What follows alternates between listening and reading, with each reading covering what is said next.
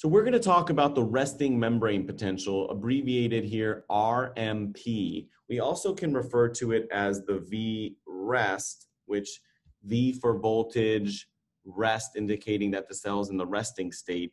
We can look over here in the cell. We can see that there's the cell membrane, the outside of the cell, and then there's the inside. And we notice that there's a concentration gradient of sodium high on the outside relative to the inside. Potassium high on the inside relative to the outside. And we see here our sodium potassium ATPase pump that uses ATP hydrolysis to have the 3 sodiums out and the 2 potassiums in to maintain this concentration gradient. So right now, there's no conductance, there's no channels for any of these ions. And so we can say that the VM is just equal to 0 in this example where there's no conductance, there's no channels.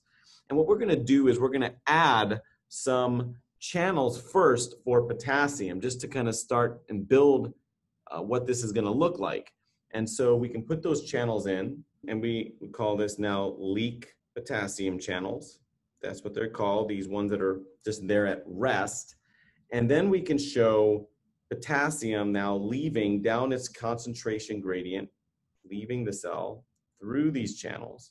And remember, as potassium leaves, it's going to leave negative charges behind, and that is going to cause the membrane potential to become more negative. So we can see here that we have introduction of these potassium channels. So that creates a large G potassium. We have potassium leaving the cell, and then the membrane potential becomes negative. And once it equals the equilibrium potential for potassium, because that's what it will continue to do, it'll continue to leave, making the cell more and more negative until it reaches the equilibrium potential for potassium. And once it's equal to the equilibrium potential for potassium, then the I potassium is going to be equal to 0. And so if we wanted to see what this would look like in a different way, we see here we have on the x-axis, this is just going to be time down here in milliseconds going along. And then we have on the y-axis, we just have the membrane potential in millivolts. There's just 0 for reference. And we said we were starting at 0, and that's where our membrane potential was before we introduced these potassium channels. And now we have the membrane potential at rest is going to be, let's say, down here someplace, is moving along. See how it's stable and it's resting? And that would be exactly the E potassium, okay? So the membrane potential would be equal to the E potassium. This would be with no sodium conductance, all entirely 100% potassium conductance. Now, what if we added some sodium channels into the picture? We can do that. So now I'm going to add sodium leak channels. And the sodium is going to go into the cell down its concentration gradient. And as sodium goes into the cell, the membrane potential is now going to become a little less negative than it was before. So we can take a look at what that would be. And remember, the sodium equilibrium potential is positive under normal conditions. And our membrane potential at rest before was right at the equilibrium potential for potassium.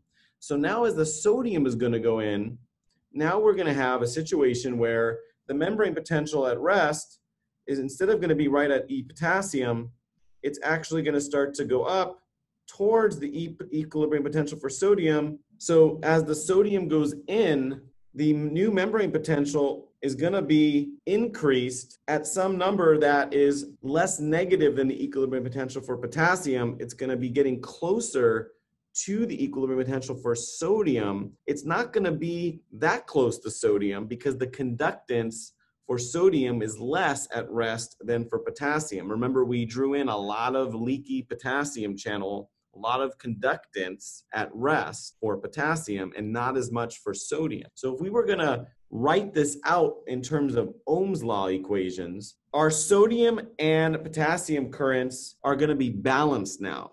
And remember that the Potassium current is a positive current. That's an outward cationic current. And the sodium current is an inward current. That's negative for cations. And those are going to be balance each other at rest. And those have to be zero now, where these are balanced. So if we expand this out using Ohm's law, we can see that the conductance of potassium times the difference between the membrane potential, in this case at rest, and the equilibrium potential for potassium, that's the driving force. We can do the same for sodium, multiplied by its driving force. Right now we've expanded out the current equation, and we can see that because the high conductance of all those channels we drew in for potassium, right, this is a high value. And the difference between the membrane potential at rest and equilibrium potential for potassium, that's a small difference. So this is going to be a small number. They're going to be close together. And the profile is really reversed, right? This is a high number. The conductance is a low number.